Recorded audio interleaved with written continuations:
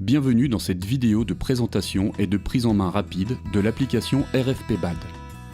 RFP signifie simplement renvoi, faute, point. Cette application permet, grâce à une observation simple et objective, de définir les axes de travail prioritaires pour chacun des deux joueurs observés. Le test consiste en un match de badminton.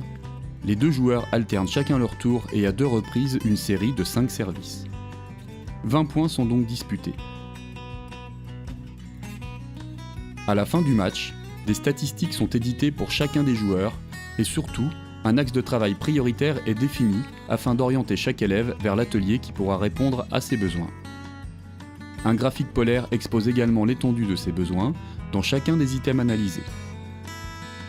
Dans un premier temps, entrez le nom de chacun des joueurs en cliquant sur l'étiquette correspondante.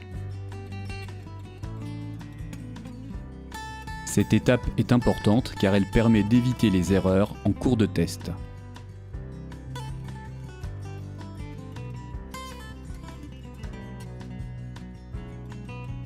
Puis cliquez sur Démarrer le test. Il suffit ensuite de cliquer sur le gros bouton gris à chaque fois qu'un joueur frappe le volant. Cliquez sur Point lorsqu'un point est marqué. Cliquez sur Faute, puis indiquez le type de faute lorsqu'une faute est commise.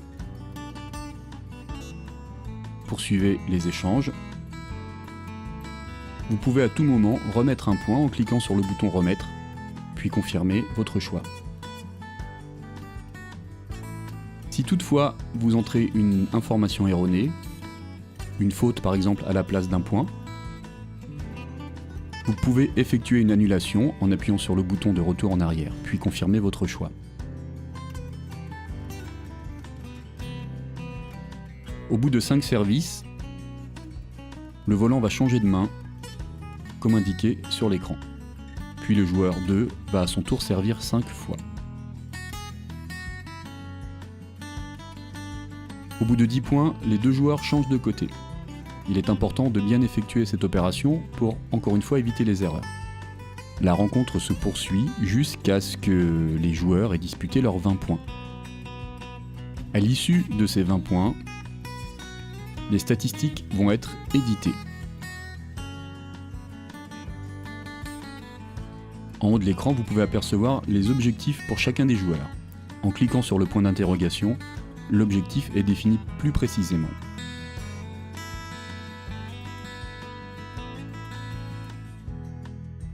Vous pouvez également faire défiler bien sûr les statistiques qui sont assez riches pour chacun des deux joueurs. Examinez les axes de travail prioritaires et non prioritaires.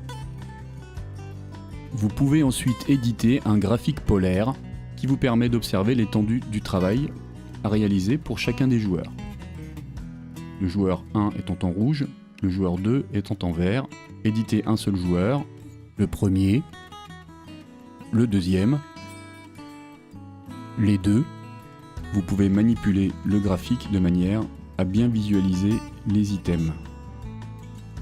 Un appui sur le bouton Back de votre appareil permet de revenir aux statistiques. Vous pouvez ainsi vérifier une donnée ou justifier auprès des élèves chiffres à l'appui l'axe de travail proposé. Un appui sur le bouton Back de votre appareil vous permet de quitter l'application.